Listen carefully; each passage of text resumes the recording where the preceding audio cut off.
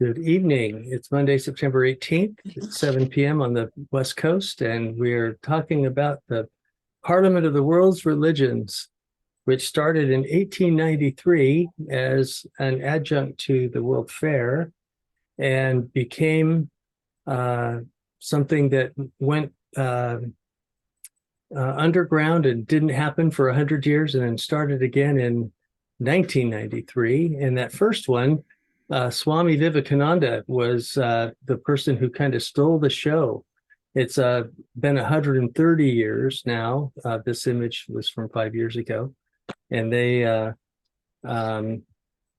attendees got to hear about Hinduism and Vivekananda's faith tradition in English, up close and personal. Here's one of the pictures, I guess, that they had from back then. A little pixelated, but the organization started up again in 1993 with another Parliament of the World's Religions, and they started putting together a global ethic as a part of all of the work that they're doing. And a lot of the work even this year has been in response to that original global ethic. We even did a dialogue in our Interfaith Council about it. But they were happening about every 5 years, starting in 1993. It had been in Melbourne and Cape Town, South Africa, and Barcelona, and many places. The first time I was able to go was 2015, and I was a part of a couple panels with some colleagues from the Claremont Lincoln University and Dr. Ijaz Naqvi, who was a part of that. And that was fascinating to be able to have it here in our own continent. The next one they had was 2018 in Toronto, and it had a lot more going on with the the Indigenous Canadians, and it was really good to see more Indigenous working together on that Parliament as well. Lots of great workshops, some with all female leadership. In Toronto, they even had an outdoor space for the Native Americans to be able to have their fire ceremony right next to the convention center. But one of the things that really struck me about the Toronto Parliament was they had a whole truth and reconciliation corner of the exhibit hall to talk about the role of the boarding schools and how so many people in Indigenous families were stolen from their parents and put into boarding schools all over Canada, and really told a lot of those stories. The last one, there was one in between that was only online. 2021, there was one online, and it was hard to find folks and wasn't as able to check in with a lot of other folks. But this is how our 2023 Parliament of the World's Religions began, with a lot of faith leaders from various traditions coming in and marching in, and Chinese dragons. And you can check out parts of it on their website still. There's a whole 2023 convening link on the front page, a call to conscience, a call to action. And you can explore the program, even find a lot of the ongoing resources that are there at parliamentofreligions.org. That's the website. Our group from Contra Costa County, and we'll have folks from the Bay Area and beyond presenting tonight to share their experiences of the Parliament, put together a little workshop about what we call iCare, which is our service ministry where we get members of two congregations or more together to be able to do service projects together. And Terry Moss on the left and Dave Longhurst on the right, and I did this little presentation about what we've learned as we've done this for the last 3 years. But in and out of all of the rooms of a parliament included some outdoor space on Lake Superior and places for people to pray against gun violence, to tie some of the orange ribbons around some of the areas, and to learn more about gun violence in our own nation. And there was even a place, I think, Greg, you mentioned last Thursday that you participated in the transforming of guns into garden tools, and people could help that transformation of swords into plowshares, and also continue to pray for the end of gun violence in our country, which really is an epidemic. There were other places where people could walk labyrinths, and even in a sound bath downstairs. But the workshops, you really had a choice of 20 to 40 workshops at any given hour on so many different topics, and some academically oriented and some with leaders of different faith traditions, that there was just way too much to be able to even choose from, to be able to experience. This was one of the pagan rituals with local Chicago area pagan groups leading. I think there's 3 or 4 different groups there leading that. That was quite meaningful. And the Native American folks only had a space out on one of the terraces to do some of their fire ceremony, not nearly as nice as the time before in Toronto. There was a large exhibit hall that had lots of different responses from different faith groups. Here are some of the quilts in response to George Floyd and the Black Lives Matter movement. One of my favorite workshops was Rabbi Daniel, who taught on how to retree areas and help trees move north as the climate breakdown moves their best habitat outside of the area that they may be, and how to help low-income neighborhoods get more trees so that they can stay cooler. And lots of other information at the exhibit halls, including buttons from a lot of groups. And one of the more powerful movies I saw was called The Doctrine of Discovery, Unmasking the Domination Code. And you can find that it's on YouTube. You can watch it. tinyurl.com/domination code is an easy way to get there. But one of the apex pieces was hearing from the Indigenous community. We posted this on our Facebook page, but this is also all over Facebook and the Parliament's links as well. And this urgent call to protect the Amazon and Interfaith Rainforest Initiative dialogue with Indigenous leaders. So there was lots of different speakers from different traditions, and many Indigenous folks even had recordings that were a part of this special day.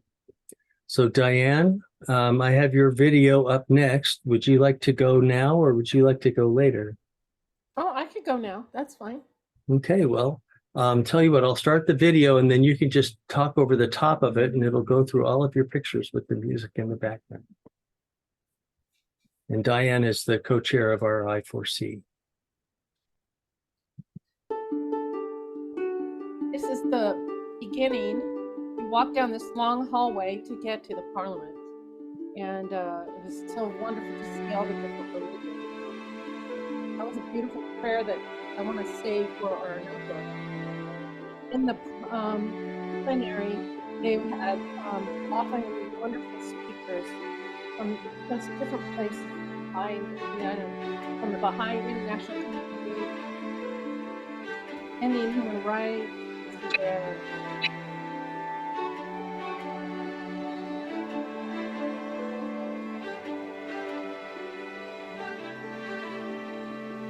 Well, if I ask you to pause, can you do that? Not now, but when I do pause, can you speak louder, Diane? Yes. Mm-hmm.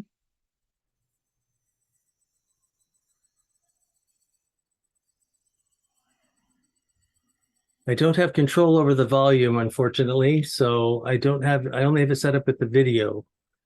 But why don't you just go ahead and share some of your experiences, and we'll maybe show the video a little later. How's that? Oh, okay, we could do that. When he does show it later, you'll see that they had a special evening seminar at the planetarium. I'm blanking on the name. Do you know the name of it? Well, it's a short name. I can't remember. It's just around the corner, closer to the Lake Superior, right? Yeah, I'll find it for you. I want to say Alder or something, planetarium.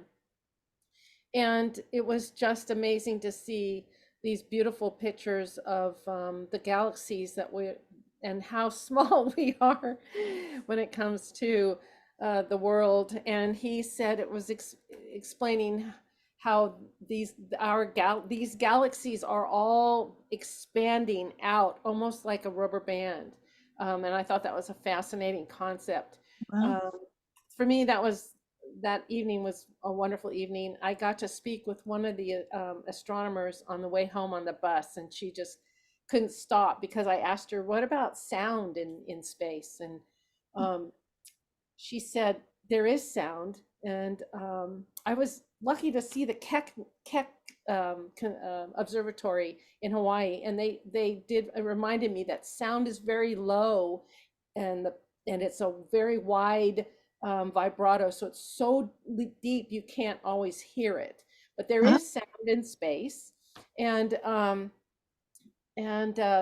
but we had the most great talk on the way back, just meeting people like that.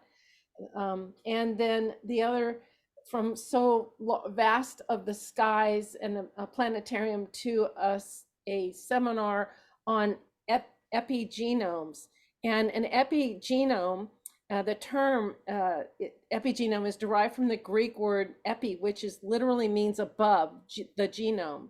The epigenomes consist of chemical compounds that modify or mark the genome in a way that tells it what to do, where to do it, and when to do it. Different cells have different epigenome markers. But she was telling, what was so fascinating about this to me was that stress or anything has influence on these at the cellular level. As we know, when we're stressed, is not good. Or for trauma, us. Right? Trauma is not good for us. And one of the comments they made, though, is if you have these traumas that go more than 3 generations, it becomes permanent in our genomes. It's markers. It comes in permanent, and it becomes permanent. But all of that can, if it's not 3 generations, it can actually be reversed if you need it to be, for the markers to rectify themselves or be in a better place, I guess. So I just hope that the war in Ukraine doesn't last more than 3 generations, or that could be very traumatic. I can, for that culture.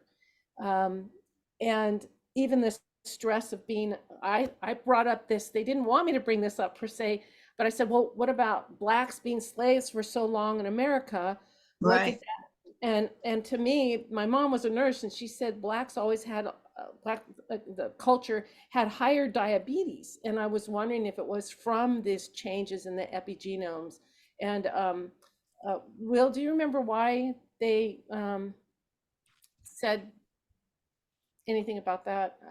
I think it was, they didn't want to make it like a reason why, as an excuse, or use it as a something bad towards Blacks, if that makes sense. Does anyone help me out on that? But I think it was just fascinating. And she talked about, she used the story of Pocahontas and John Smith, because she is that naturalist, and she comes from that natural background, and how the blending of the two, the meeting of the two, he being the industrial Western Europe, coming together with these different thought processes, but are able to change one another and change their lifestyle. In the videos, you'll see a picture of Pocahontas dressed as an English woman, and it's just almost shocking. You would not think you have such stereotypes of her being this young Indian woman, but on such a small scale, how we're so interconnected. We are connected by our environment, and that's why we need to take care of the earth. And we're connected by people we touch and their influences on us. It makes a difference in our lives, and how we are, and who we are, and who we become. And one final thing, sorry. There was a great discussion on aquaculture, and the man that presented it, whose the name escapes me right now, I was looking for his name, I couldn't find it, but he emailed me, and just a connection that we had, he sent me his whole slideshow, because he feels this information is so important. So if anybody is into environment and culture, I would be glad to share that with you. Yeah, it's fascinating. You'll see some slides in that. The funny thing though, I said, I'll get back to you. I mean, I'll get back to you. Going to Hawaii right after the Parliament. And he said, oh, I said, Coney, I'm going to Kona. And he said, oh, go see my Indigenous friend that's doing the mural on the airport wall. And if he hadn't said anything to me, I would have missed the beautiful mural that is being done there. And at the very end of my slides is a picture of one of the sections of the mural that is in Kona. But it's that kind of connections that makes life special. We just saw that mural. We were just in Kona and saw that mural, and it's amazing. So you're right. Yeah, and it's, I don't think it was completed because it was not finished. I think they're supposed to be colored in those each one, but I wouldn't have known that they were trying to really embrace the Indigenous culture so much there. But he was saying how the Indigenous cultures way back were already using water and agriculture and feeding off the fish as their main means of supporting their societies. I need to shut up now. We'll show your slideshow a little later. How does that sound? That sounds great. All right. Well, we have Cornell, who is part of the Marin Interfaith group, and Macha are here too. Do either of you want to share something next? It's Macha. Macha, that's right. Heart cave, back of the throat. Mhm. Hi. Good to see you. Yeah, it's good to be here. Yeah, I would like to say a couple things. I don't have a whole lot to say, and I just lost my screen. There I am. My name is Macha, and I'm the National Interfaith Representative for the Covenant of the Goddess. So that's why I'm speaking for more, I don't want to say minority religion, because we have fewer practitioners than the mainstream religions. And I did go to the Parliament in 2015, as well as this one. They're the only two because I have not been able to go overseas. I haven't had those kind of funds. And in the 2015 one, I did a presentation myself, which was a performance involving 13 goddess masks that was quite spectacular, I have to say. And the hallway outside of the room where we were performing was lined with the late Lydia Rule's goddess banners. These are like 8-10 foot tall banners of goddesses from around the world in various times and places. That was really spectacular. And the Parliament opened that year, and I think it did this year, but I missed it. But it was early in the morning, before dawn. The official hosts for the Salt Lake City Parliament were the local Utes and Apaches, not Diné, all those local people, but they also had the participation when they lit this fire that was to burn for the whole length of the Parliament. When they lit the fire, they had Indigenous leaders from around the world who each participated. There were shamans from New Zealand, from Greenland, from Lithuania, as well as native peoples from that area. And I was really impressed with that. Another thing that was common to all the parliaments, apparently, is that the Sikhs prepare a lunch for everybody. A langar, it's called. And they have a vegetarian lunch for everybody comes. You come in, they put a thing on your head, you take your shoes off, they take you to sit down on the ground, or if you have to, at a table, and feed you this lovely vegetarian meal, that's their entire contribution, just to show you how diverse we are. And apparently that's a fairly standard contribution every time there's a parliament from that particular group. Mm-hmm. The other one that impressed me at the 2015 was that there were Buddhist monks who made a sand mandala, one of those colored mandalas, was in the main hall where the opening hall, like the lobby kind of thing. It's bigger than a lobby. But anyway, and there was also a Jain temple that was erected in there, which was kind of amazing. So I kind of was a little disappointed I didn't see a mandala this time, but but that's okay. Two of the keynote speakers were two of my friends and colleagues, and I'm really proud of them. One was Phyllis Curott, who is a trustee of the Parliament, and she spoke on the rise of fascism.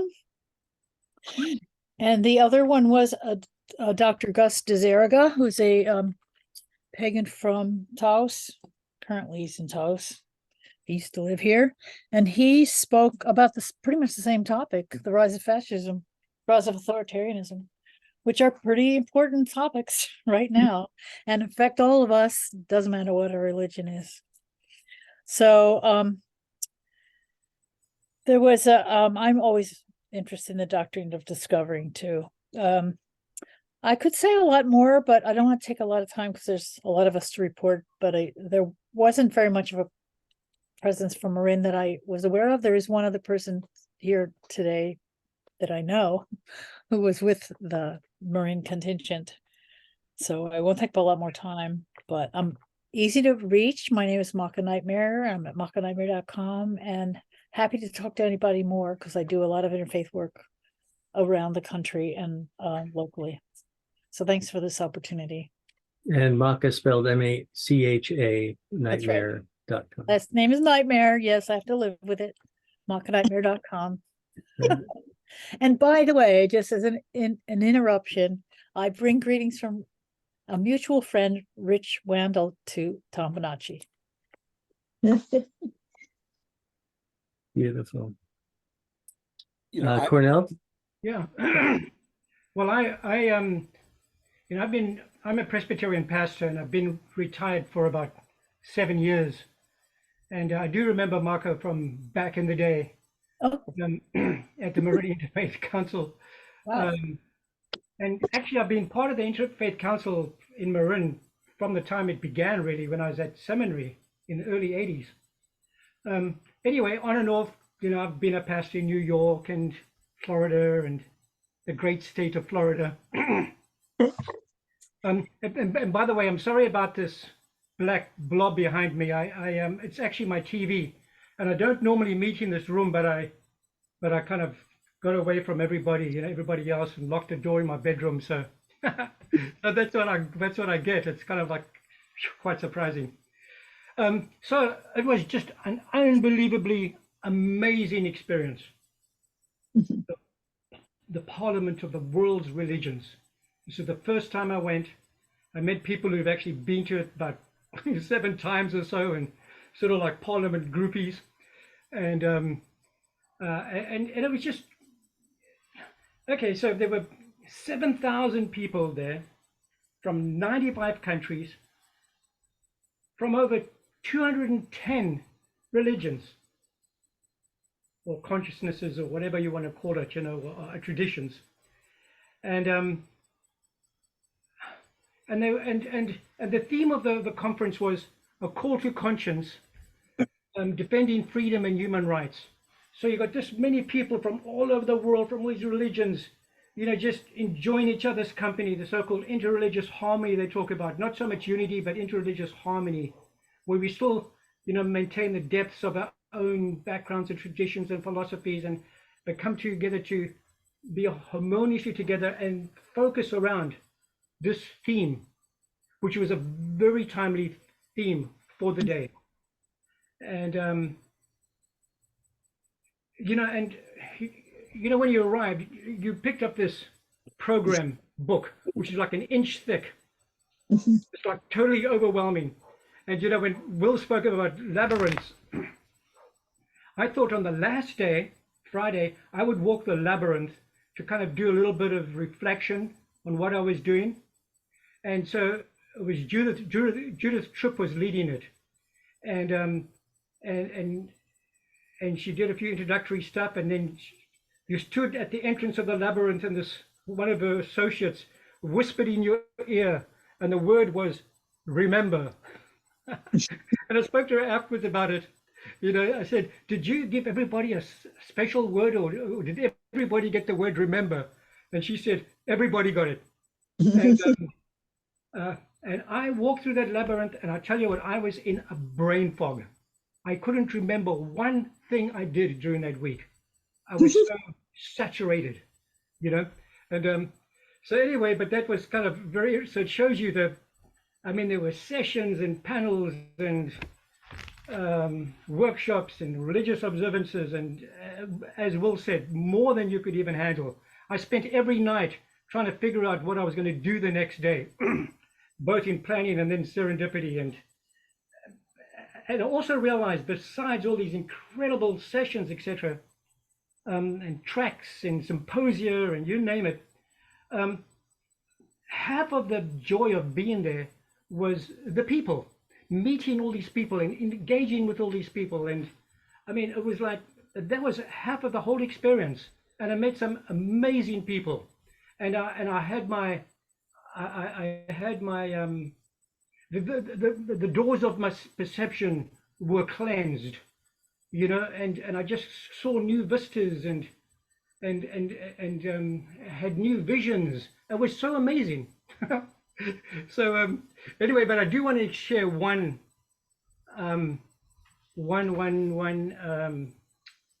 panel I attended, and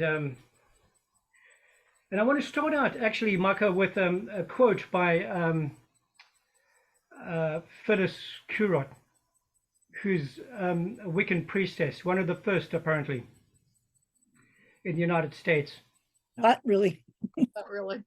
Oh, not really. Really. But that's what the program said, you know. Very But, prominent. Well, she's promoting.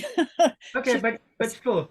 Yes, very prominent Okay, and prominent. very competent.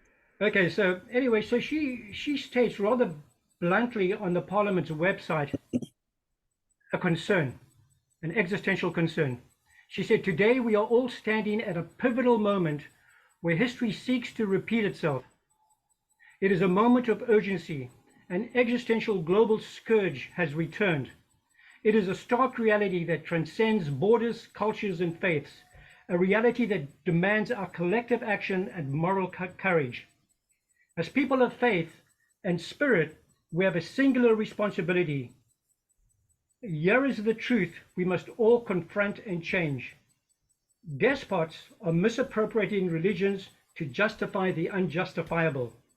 Tyrants proclaim themselves saviors, posturing with religious symbols and exploiting language to affirm their power. And tragically, there are religious leaders who stand beside them and religious communities who cheer them." So, as I said, there were super plentiful plenary, symposia, parallel sessions, workshops, exhibits, art displays, global music, films, and religious observances of every kind, brilliantly and practically addressing the theme of the Parliament. Now, one of the most dynamic panels I attended was called Hijab Rights Between Religious and Secular Coercion. The panel consisted of 4 hijab-wearing women, one an editor-in-chief of Muslim Matters, another a professor at McCormick Theological Seminary, which is a Presbyterian school, another an anchor at Muslim Network TV, and the fourth, the president and CEO of a Muslim coalition. And of course, in this meeting, you can imagine, we were meeting under the shadow of oppression in Iran following the killing of Macha Amini for so-called inappropriate hijab wearing and subsequent beatings and deaths of women for not donning the hijab. Now, the program notes for this panel was this: several countries in the world limit the choice a Muslim woman can have regarding her dress, education, job, and future. Some of these countries have a Muslim majority, and others are states where Muslims are a minority. On one hand, hijab is opposed, and on the other, hijab is forbidden. These state-imposed choices on women limit human and civil rights, undermining their autonomy and independence. This session explores how both religious and secular fundamentalism forces limits on Muslim women. It also discusses what mechanisms secular and non-secular democracies use to limit women's freedom of religion and human rights. In addition, the session considers the role Islamophobia is playing in the Muslim world and where Muslims are a minority in limiting women's rights. Okay, now just a little bit of what was said in this panel. So the facilitator of the panel said that when she puts on a hijab, it's worship. She added that their study of the Quran doesn't mandate the wearing of the hijab. I don't think many people are aware of that, and I also realized that just like our Christian community or Jewish communities, and a lot of us, the Quran is what you interpret. It's not what you take literally. I think people who take it literally are people who respond inappropriately, just as we take the Bible literally. And it says, so the Quran gives a woman the right to choose. Every panelist agreed that state-sanctioned wearing of the hijab, the niqab, which is the thing that goes like this, and the burqa, the full covering, or the forbidding of such, was wrong. It was a violation of the UN Declaration of Human Rights, she said. Another panelist said that France was weaponizing the wearing of the hijab. Now, my cousin in Paris disagrees. The panelist continued, France is a colonial country and that hijab is a form of xenophobia. They encouraged us to draw comparisons of how others wear religious clothing, like nuns in habits and Orthodox priests, etc., who are not sanctioned or frowned upon by society. And they also challenged non-Muslim attendees to speak to those who acted out of their ideology-fueled hate for Muslims. They said that we had access where they did not, so we could be spokespersons or advocates for them, for their freedom. Now, we all know how difficult it is to speak to a cousin or an uncle or a sister or a brother, etc., in Mississippi or Alabama or some such state. But speak we must. Finally, to wear or not to wear the hijab, the niqab, or the burqa. The panel generally agreed that it was up to individuals, families, and cultures to decide, except in cases where doing so involves violence or abuse. What constituted abuse was debatable. As a white male, I went where angels fear to tread. I raised a concern. One of the panelists agreed with me, and another panelist disagreed. And thus, complications in discussions such as patriarchy and who gets to choose in a free society, cultural coercion, conservative/liberal, much like other religions and environments, media manipulation, etc., etc. Now, I could speak about my concern, but I won't do it now. But it was really for me something I really wanted to raise in this kind of community, and I was so glad that I was able to get interaction on it. So I'm going to leave it there. Thanks. Thank you, Cornell. Good to see you, brother. It's been a while. Yeah. Macha. Yeah, that was really interesting, and thank you for sharing your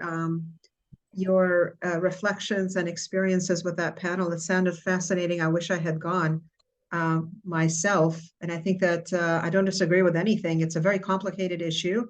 Some Muslims believe that hijab is absolutely required, and others believe that it's not the form of hijab, but rather modesty. Modesty is required of both men and women. The form is very much cultural, and it's up to the individual in terms of how they interpret the modesty. But it sounded like they did complicate the issue, and it is complicated, like religion is generally complicated. Diana, I wanted to mention the book 1491 that I think it's by Horace Mann. I was trying to look it up as you were talking. not Horace Mann, what am I saying? By Charles Mann. I did find it. And it actually talks about pre-Columbian Americas and pretty much highlights everything that you were saying or that was in the panel about the incredible development of the civilizations that existed, by the Mayans, by the Aztecs, by the Incas, long before European or other civilizations existed. It is a fascinating read. It's very academic, a little bit dense, but or a lot dense, I should say. But it was just really fascinating to see, and the fact that the reason that we don't talk about it, we don't incorporate it in a conversations about the development of human civilization is because of the location of where the Americas was in relation to other civilizations, and China, India, the Middle East, or the Islamic civilizations, Rome, Roman, Greek, and so forth. But I just thought it was a really fascinating read, and this is all new scholarship that hopefully will make its way down to the ordinary American and becomes part of our public school education. So this was my second parliament. I had gone to the one in Utah, the one that Will McCarvey also mentioned, and it was remarkable. We had I work for ING Islamic Networks Group, and we've been around for 30 years, and we do interreligious literacy work. And that parliament, we brought 15 people, 15 speakers, and it was when we had something like 5 or 6 panels.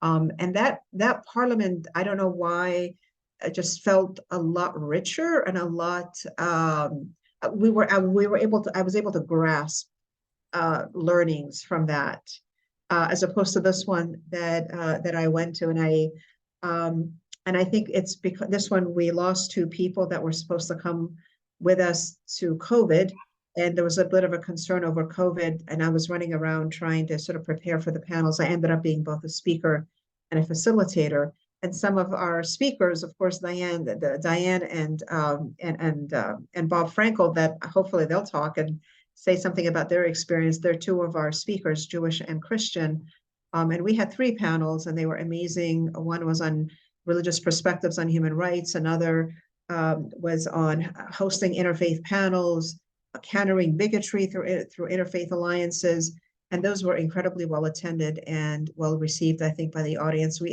had a great time in our panels in terms of the engagement that we had. And then I was only able to attend other panels literally on the last day, whatever that was, Thursday or Friday. And I mostly stuck with the track on bigotry, countering Islamophobia, anti-Semitism. And I was really happy to see that the federal government was there as well. So there were several federal agencies attended who are trying to tackle. The Biden administration has been doing a great job tackling bigotry against religious minorities, Muslims and Jews. And they were there at the at the event. So I was really happy to be there and participate. And I wish we were involved, the Bay Area people were involved in the planning of future parliaments, because I think that we would have a lot to offer, because I think we do a really great job here, and we're quite advanced in terms of how old our interfaith groups are and our work is. And I don't know, Will, if you can figure out how to do that in the future, but I think something that is so monumental like that is you almost nowadays have to get, our one of our persons that came with us, Representative Terry Moss, she said, I got 2 words. She got them. Event planner. Yeah. Because we, you shouldn't have to stand in line to register for 2 hours, and there were a lot, but all the good way outshadowed the parliament, I think, as far as their glitches and the things that happened. And I think you're so right that it's almost like it was so overwhelming. It didn't have to have those. So many of the seminars I went to only had like 5 people in them. Oh, And wow. it was, I never saw a one that was huge, maybe one. And to me, I think, of course, people want to have something to say and they want to share it. But when it's that dispersed, you don't get the enrichment and the feedback that you could have if it was maybe if I think people will, I think in the future, I would hope that they submit what they want to talk about and maybe give a slight presentation, and they actually pick the ones that they think would be the most, I mean, they don't have to have so many at one time. It was, I felt like I was running around with it. One time I just gave up and went into a room. But theoretically, that is what they do. They vet them and decide which ones they're going to accept. Well, I don't know how well they do that, but Not I saying they think- do it well, just saying that. well, so that human rights, religion and human rights, I mean, they could have done so much around what's actually happening in the world against religious minorities, what's happening in China against the Uyghurs, what's happening in Myanmar against the Rohingya people, you know, what's happening in Israel, towards the Palestinians. Just there's so much that what's happening in the Muslim world against religious minorities, right? There's so much. I think the plenary sessions could have really addressed these issues and helped us all take a stand on these. And first of all, make us aware, and then help us take a stand against these issues. I think that was a lost opportunity. There were a lot of ceremonies in the plenary sessions, and I don't think they were well attended. I think that we have so many human rights violations that are happening around the world.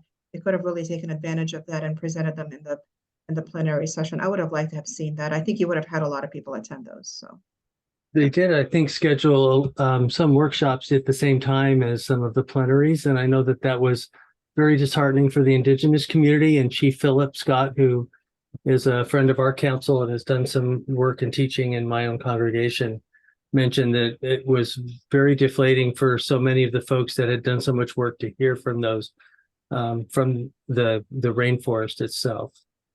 Yeah. We've got some really great things going on in our chat room I don't want to miss here. Macha shared 3 great books, 1491, 1492, and 1493.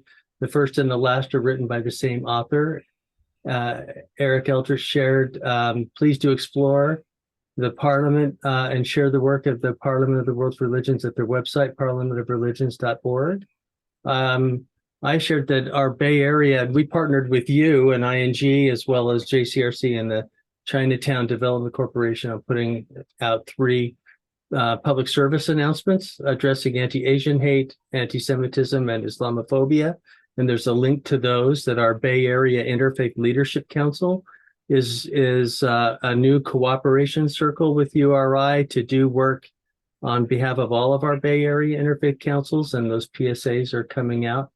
But yeah, the stats, 7,000 attendees, 95 plus countries, 210 plus traditions out of close to 4,000 traditions. That's something to get into the same room. But I wonder how many people were really there. It felt more like 5,000 like we had in Toronto. And maybe there were more people online.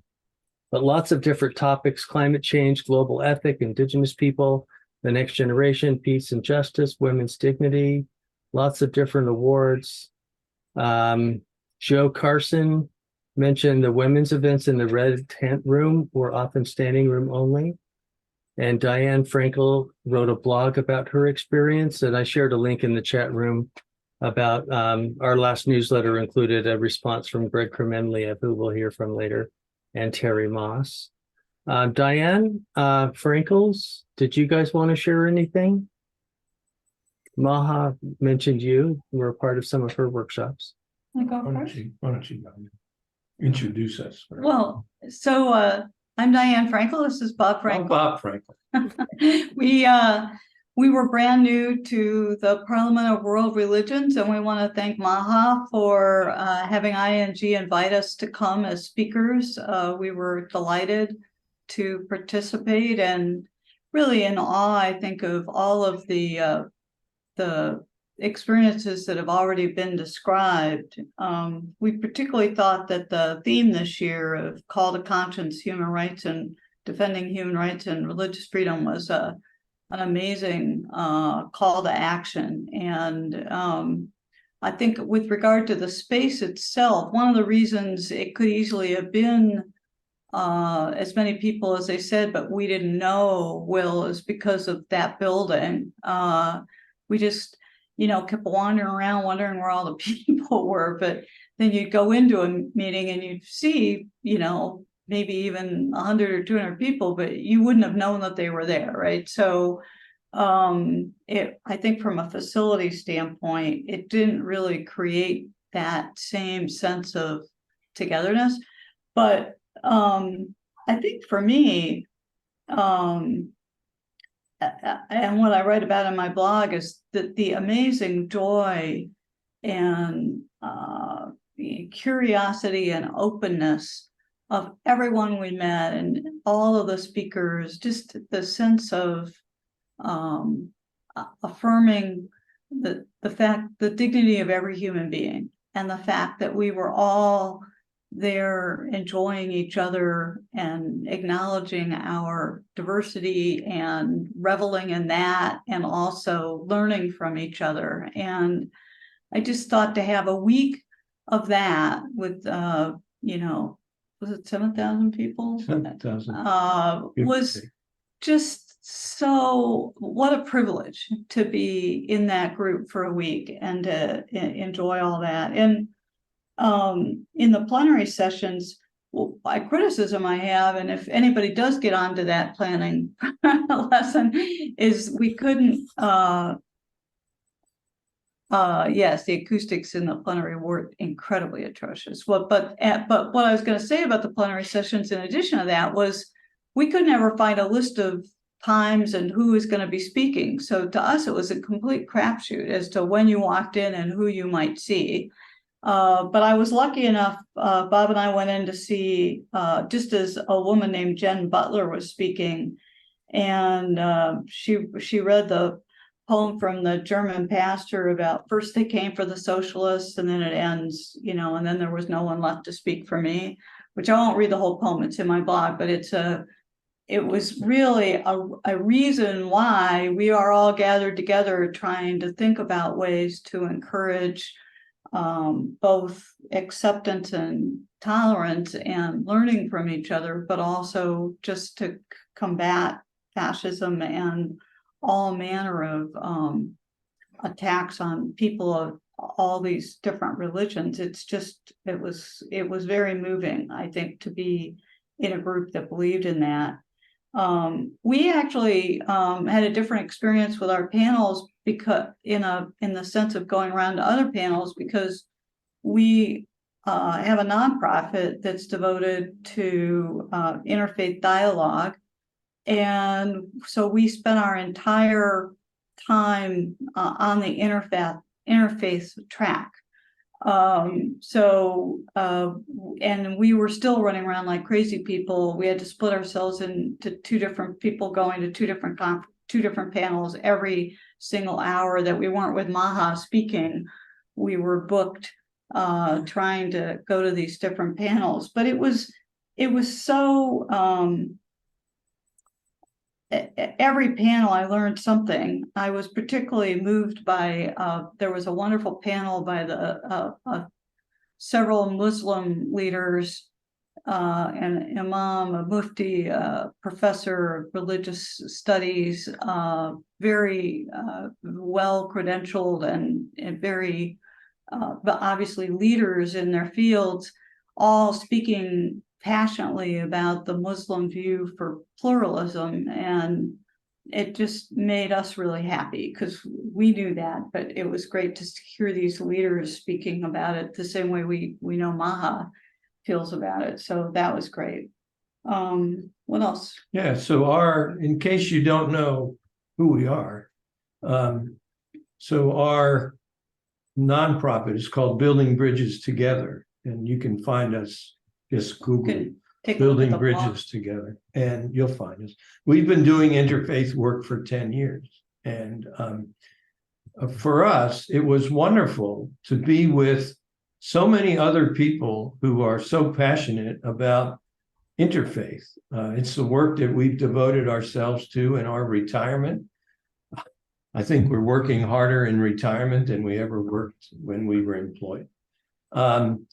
And it gave us the opportunity to meet some of these people, some who are with organizations, well-known organizations like Interfaith America or Tri-Faith Initiative, but also individuals who, when we spoke, who waited for us outside the room to talk to us individually. And we met some wonderful, friendly people and talked about our experiences as an interfaith couple, and they were an interfaith couple. And to me and to Diane, it's the people. I think someone already said that. Yes, the panels were very interesting, some more interesting than others, but it's in the end, it's the people. And oh my goodness, it was just incredible. It was like a smorgasbord of passionate interfaith people. So I can't wait. I wish the next one was next week. I'd be there. It was just incredible. Amazing. Thank you. Father Tom and then Eric. And then we'll get to Joe and some of the others still. Gloria. Good evening, everyone. Good evening. I've been to several parliaments, and I would agree. I thought the one in Salt Lake City was a major turning point. I think that was the parliament that had the 3-day conference before the parliament actually began on women. And that was a decisive turning point. I think the last major turning point like that is when Houston Smith introduced Indigenous people to the parliament traditions as well. So I don't expect these kind of things all the time. They're just major events. My own understanding of interfaith work is that it's not between religions, nor is it between people who identify necessarily with a particular religion, because I hold that no two people hold any faith exactly the same way. So the work that I try to do is to pay attention to how individual people uniquely hold the philosophy of life that they may have, the faith tradition or the culture that they might have. In my own work with the Interfaith Peace Project, I developed an outreach that's called the Interpath Project, because people can have transcendent and very deep thoughts and experiences that do not necessarily cross over religious lines, but cross over where their heart is and where their life experiences and their personal reflections. And so I love that adage that comes, I believe, from the Sufis: I'm a better me because I met you. I'm not a better me because I met your philosophy, your tradition, or your religion. So what I think what's really important about the Parliament of the World Religions, which several people have said, it's an occasion for the people of the world to intersect in a space that is safe and respectful and open. And we're not just simply there explaining what our faith tradition is, but literally sharing our lives with one another. And one of the experiences that I had was the Parade of Faith that was the day before the Parliament actually began. And trying to get to the Parade of Faith was a 3-ring circus, because I went downstairs to say, well, where is the parade? And the location changed. Then the next thing I was informed that it was canceled. So I walked outside and there it was, coming down the pathway. And that experience of frustration, no, it's not here, it's there, and it's been canceled. But you go outside anyway, and there it is. And there's just something fascinating about the people of the world marching down the city street with all of their uniqueness. And what was interesting about the Parade of Faith is that it's not exactly the most sophisticated. It's not the Macy's parade. It's not the Thanksgiving parade. It's the individual people and clusters of people with their banners and their balloons or their imagery or their sacredness or their music and their uniqueness. including even the little boy who was dressed up in his native regalia to kill, who at the end of the parade yawned. It's been a long walk. It's been a long distance. And it's just so human and so wonderful at that moment. But I have to admit, I felt like I was being chased around the city with a dragon, because every time I turned around, I was bumping into the dragon. Even on the very, very last day, I was sitting in a coffee shop and the dragon goes by one way, then the dragon goes by another way. And I said, the universe must be conspiring to reveal to me the depth of this dragon. And as I can remember from my mythological thinking, the dragon in the East is actually the way you travel through time.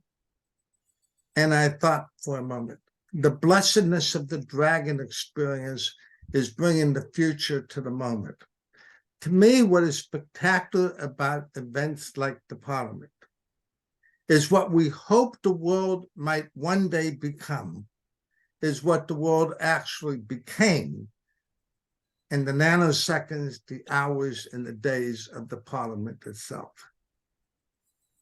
And so the Parliament can become like a pulse in the quest for hope. In one seminar that I did manage to go to, I heard something that I thought was stunning. That the quest for the equality of religions, the quest for the wisdom of the different traditions of the world, is actually an affirmation of the dignity of each and every person. That behind every great faith tradition, or even small faith tradition, that's what I loved about the Parliament. You walk in, especially to the exhibit hall and the vendors, and you encounter ways of thinking, philosophies of life that are not great world movements, because that's not what the Parliament is. It's not the Parliament of world religions. It's the Parliament of the world's religions. And when you see that multiplicity of wisdom that's unfolding in the world right now, the Parliament itself is the interfaith experience. It's not a someday in the future this might happen. It's a right here, right now experience. It was wonderful to share it with you as best I can. Be aware of my love for everyone. Thank you, Father Tom. Eric, please share, and then Joe, and then Gloria. Hello, everyone. I've met Will at several different interfaith events, and we definitely have a kindred spirit. I live in Washington, D.C., and I just retired. I worked at the Library of Congress for 30 years, and I am ordained as a pagan minister with Circle Sanctuary, and I have noticed and seen and been so very proud that the Parliament of the World's Religions recognizes pagans, not only in the audience, but also in the leadership and on the boards and in in very specific ways that give a visibility to paganism in America and around the world in really significant ways. And that is, that's some of my wildest dreams, is to be recognized and to be able to show the strength and the diversity within the pagan community that most people don't see. So I've devoted myself to intra-faith work within the pagan community, but also interfaith work. And one of the things that at the Parliament of the World's Religions I've seen threaded through, not only with recognition of women in leadership, I'm just astounded. I'm not sure of the real statistic, but it seems like 2% of the world's religions are led by women. And so you look at this and you say, wow, how much of women's wisdom and knowledge is not present, is not interfused throughout global religions. When I look at LGBT work, and I'm from the LGBT community, I also see that religion has been used in disastrous ways to murder LGBT folks just for existing. And so when I go to Parliament and I see LGBT issues recognized, I know that it's part of a global exercise in faith and equality and visibility for people in very crucial ways. I grew up fundamentalist and evangelical. And so when I was 16, I told off the Presbyterian minister in my hometown and said that none of the people in his congregation were saved. And I could prove it to him in the Bible because they didn't baptize by immersion. So now I've worked and volunteered in Presbyterian churches to kind of make a kind of penance for the sins of my youth, if you will, and realize just how much I love interfaith work to bring people together rather than splitting them apart, to have interfaith religions be the nucleus of humanity and dignity and love rather than wars and oppression. So within all of that, I just wanted to say that I've really appreciated the ability, and I have a dream that I'm working on with Will about when there's a pride celebration in every state, in all of the cities in America and hopefully around the world, that we'll have a pride interfaith service.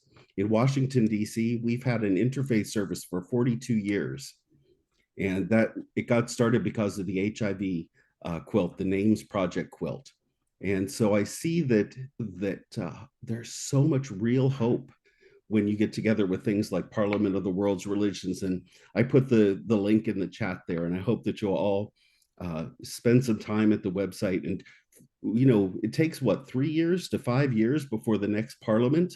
And there's so much that can be done in between time. So for all of us that are doing interfaith work and intrafaith, I'm just really glad to see this kind of gathering where people are truly interested in interfaith work. I do think it's the salvation of the world. So thank you for letting me share some of my perspectives from Parliament. It's been amazing. Thank you, Eric. It just keeps getting broader and broader, doesn't it? Yes. And Macha will miss you when you have to go, but understand that prayer times take precedence. Joe, and then Gloria. Thank you. Yeah, I have enjoyed hearing what people have to say. It was an amazing experience going there. I was able to go to the Salt Lake City event in 2015, again accompanying Macha. And I was, I played the role of Bridget in her really amazingly beautiful Goddesses Alive presentation at that Parliament. And it was very beautiful, very stunning. I was there as well. Oh, cool. Yeah. And I went as as the leader of my tiny faith tradition called Feraferia, which means celebrate wildness. It's, you know, relatively modern. It only was founded in the 50s and developed in the 1960s. So it's not ancient like many who are here. But it does give us an avenue towards a different point of view, which is very, very connected with the seasons and the earth and the spirits, the fairies and the other living spirits of the earth. It was a marvelous event to be able to go to this. I felt impressed that so many people had worked so hard to put it together, and yet sad because I think, like many people, I spent so much time just trying to find events and getting kind of lost and going around the same block of buildings over and over, and then just wasting time, and then eventually finding the room that I was supposed to be finding and finding out that they had changed the event and it had happened 2 hours earlier or day earlier or something, which I was saddened by that because there was so much beauty there that, you know, you become excited about it and you want to experience it all. But some of the things that really stood out for me were Matthew Fox's Cosmic Mass, which seemed like a more of a cosmic rave than anything, and really was very well attended, and people just were having a great time singing and dancing and taking the mass, and it was just beautiful energy of people from many faith traditions joining together to celebrate. And the women's tent, which I mentioned in the chat, the women's red tent had several events that I went to. One of which was a croning to recognize women who are at a certain age and wish to accept that as being their mantle of elderhood and wisdom. And which doesn't include me yet, although it probably should, but still not ready. So there was a discussion at one point, and I was really impressed with Jean Chinoda Boland's discussion in response to some questions about everybody there was women, although men were not excluded, but it, you know, there were probably a few men in the group. It was the discussion was how to find out who you are. And boy, that's important. You know, that's a hard one to figure out for a lot of people, especially if they've spent their whole life serving other people and shopping and cooking and everything for other people, then to really eventually have a handle on how to find out who you are, you know, and what you care about. That's actually important. And everybody needs to do this kind of work individually so that we can, when we know who we are, then we can actually give to the world in a much more, I think, effective and positive way. I was impressed that the Sikhs, when they were doing their wonderful langar lunches, they were singing and chanting as they did their work, which made the whole thing fun for everybody. They were very positive. They were clearly having a good time, which is great. It wasn't really work for them, it seemed. And the other thing I want to say, just my final thing, is that I'll agree actually with Father Tom. This presented a vision of how things ideally can be between all people of all faiths. So we all get along, we all respect each other, that we all make room for the different points of view, you know, on every level. And I just think that's such a positive thing. So I appreciate it. Thank you. Gloria and I were both at the Techno-Cosmic Mass. I had attended a lot of those when I was in seminary, when they were going on monthly in Oakland, and I would drive the little van from SFTS over with a few students that were interested in the coming of the Cosmic Christ and some of his other books that he was writing back then. Good stuff. Gloria, do you want to go now? And then we'll hear from Greg. You're muted.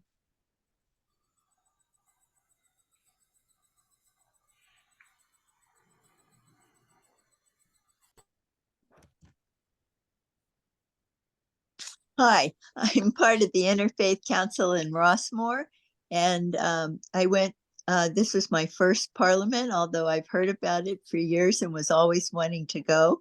And because I traveled with two women Roman Catholic priests, who had all gone before, they had arrived the second day. We really arrived at the night of Monday, and then we all left Friday morning. Had I to do it again, I would have come a day before the whole thing started and even stayed a day after, because, as everyone has said, there was just so much to take in. And the funny thing for me, it was a big smorgasbord. So I went somehow I opened the book and went through every session to what I was attracted to.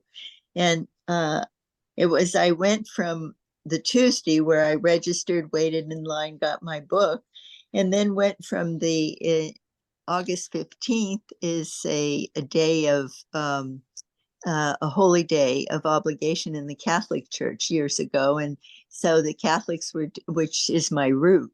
And so I went there, and then from there, it was a very lively, lovely, but somewhat traditional, but not traditional mass. And then I went to the Goddess Speaks. That came, and I went, oh my gosh. And it was so beautiful. And maybe it was some of the same masks that Macha was talking about, because they were like about 14 wooden masks, beautiful Like masks.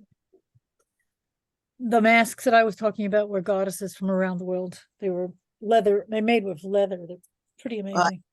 Were you there, Macha? Were they the same? No. The ones that I used were made by a mask maker named Raine in Tucson, and they're made of leather. Oh, I was close enough to see, but it was a hard surface. It could have been leather, but anyway, it was a beautiful ceremony. Masks are very magical in a lot of traditions. It was Goddess Speaks, Our Earth Has a Voice, and it was right, they were hers. They were Lauren's, yeah. Okay. And then from there, Wednesday was a really full day, starting with Vivekananda's movie. And of my tradition that I follow really now is a group of following Paramahansa Yogananda, which is a Hindu Christian path. And Vivekananda was often referred to in my own readings. And there was the wonderful movie, and how he's so honored to be one of the forefathers from 1893 when he attended and really wowed the whole symposium, and where we consider interfaith starting from that 1893. And then for me, those plenaries, it was a shame that they weren't better attended. But by luck, I stayed most of the Wednesday one from 10 to 2 on conscience. And actually, Marianne Williamson appeared, which was a surprise because she wasn't in the book or anything, and spoke very, very well. And, as the Longar was just again, and I've had so much Sikh energy since I've been home that I feel I had some kind of revelation from Longar to Snatam Kaur in Berkeley, and to some Kundalini teachers that happened to be my house guest. So it's been such a ride, but like everybody said, I was so sad to leave because I felt so safe. I felt hopeful for the first time in a long time. And I felt like, wow, this is really how the world can be. And I squeezed in my last morning before I took a cab to the airport, and it was the new monasticism. And I had met at the Cosmic Mass that Will and I both attended, this woman sitting next to me who was head of the whole Tylar Desjardins national group.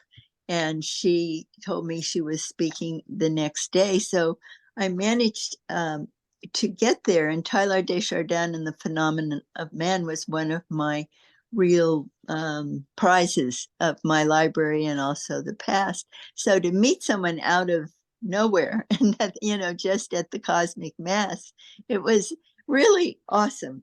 And so connection, like one of the speakers have already said, for so many people, because no matter who you spoke to, you had something in common, and that something in common is interfaith. And the basis of interfaith, which we all are connected, is why we're all on this path, because we're all the same and under oneness. Anyway, that's all I have to say. Thank you. Thank you, Gloria. It's always good to sweat in worship with Matthew Fox. Yes. And to get the dance and the heart pumping, as well as the ritual, something that we probably miss from our ancestors when our worship came indoors.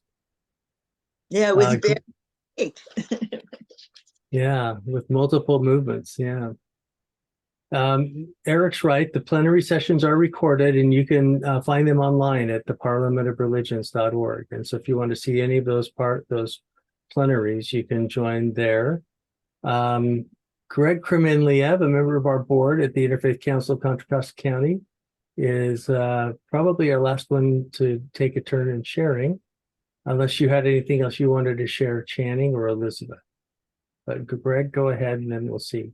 Okay, Thank you very much. And I'm myself pretty new to the interfaith movement and the Interfaith Council of Contra Costa County, and found it just delightful. It's my first parliament.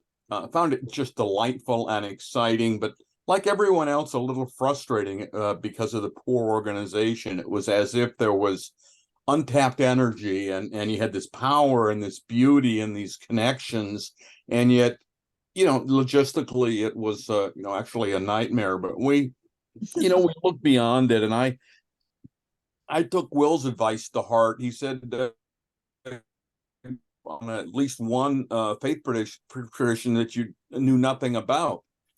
So I did go to the Goddesses Alive workshop, which was just phenomenal with the masks and the African drummers. It was moving, and but there was one quote from I don't remember if it was Demetra, one of the goddesses, that said, "Where there is food, there is peace." Wow. And I never thought of it that way, and it's a pretty profound concept, I thought. And I was the Sikhs were beautiful, especially when it rained and the roof was leaking. And I've never seen people spring to action like they did with the silver buckets. It was really, really phenomenal. But what touched me the most was the beat the shore of the swords into plowshares workshop. And it was kind of funny because somebody told me about it, and I wandered over there and started talking to this guy, this kind of unassuming fella that just introduced himself as a blacksmith from Philadelphia. And it turns out that he was one of the speakers in the final plenary session, which sadly I missed because I was at a Cubs game at Wrigley Field. Shane had a great, he was, his quote was that he was given a particular task at this year's parliament to turn some guns into garden tools with the help of parliament attendees. With a forge, anvil, and hundreds of chopped up gun parts, hundreds of participants took the hammer to the gun barrels this week and helped turn them into garden tools.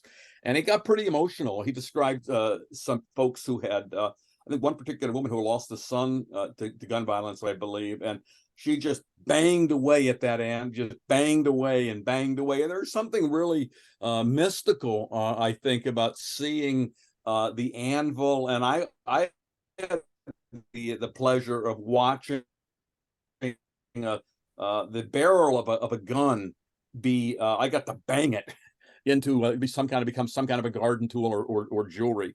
And Shane said. He said, as he held up a spade made from a gun barrel, "I tell my evangelical friends, this is what a gun looks like when it gets born again."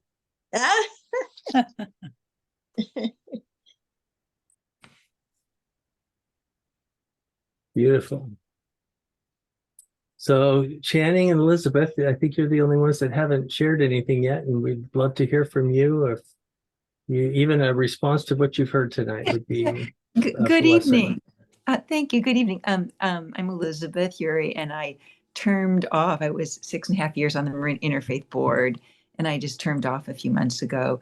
And I'm not clergy. It's kind of unusual. I got in by I was the liaison for Green Gulch Farm for Zen Center. But again, I'm not clergy or priest or any of those. So it was in the newsletter. I just feel that I really wanted to hear what was going on. I really care about how the world is connecting.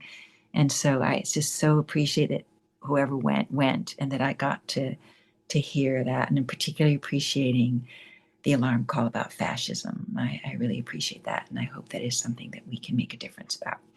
So thank you all. Amen. Amen.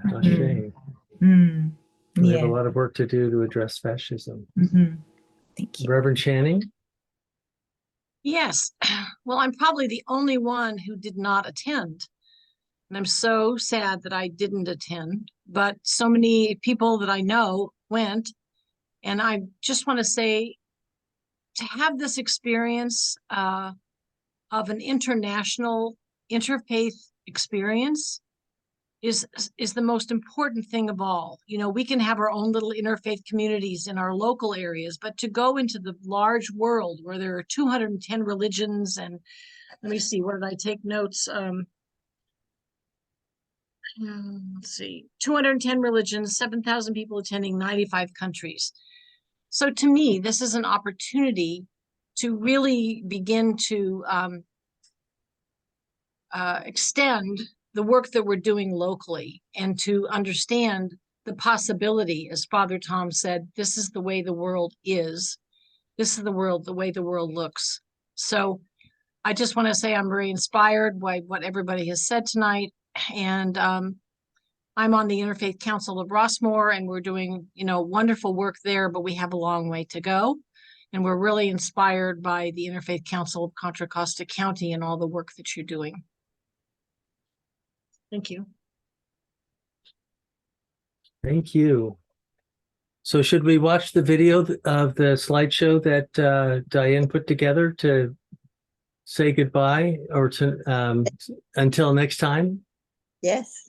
Let's do that, and we can see some of the places and some of the people that meant so much to us. There we go. Let's do that. You may want to just mute so there's no distractions behind the music that will come with it too.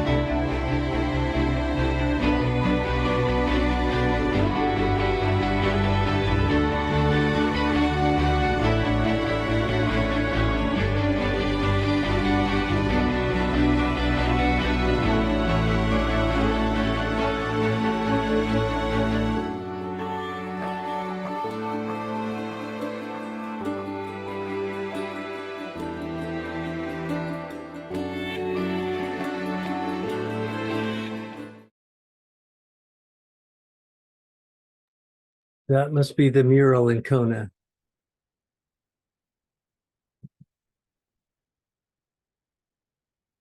Thanks, everyone. Thanks for contributing and sharing your experience so that others will know. And hopefully the next parliament will be in 3 years. They did announce when the next one will be, but after Salt Lake, they decided that they needed to meet every 3 years instead of every 5 years because the faith community needed to come together to be able to address the climate breakdown. And that's why so much of this is trying to help save Indigenous folks and get us together to be able to do that work together, because so much of it's centered around policy. Yes, let's continue the work between conferences. Ashe. Thank you, Will, for putting this on. Do share it with other members of your interfaith councils around the Bay Area, and we'll continue to do our work together as we can in between. Thank you, Will. We have some friends in South Carolina going to watch this tomorrow. I'll put it up on our YouTube channel later tonight, and I'll send the link out to as many folks as I have contact information for. So please share it beyond that to the others that I may not have contact information for. Many blessings. Be well, everyone. It was the Have a great night. Adler Planetary. Thanks, everybody. Thank you very much. Bye.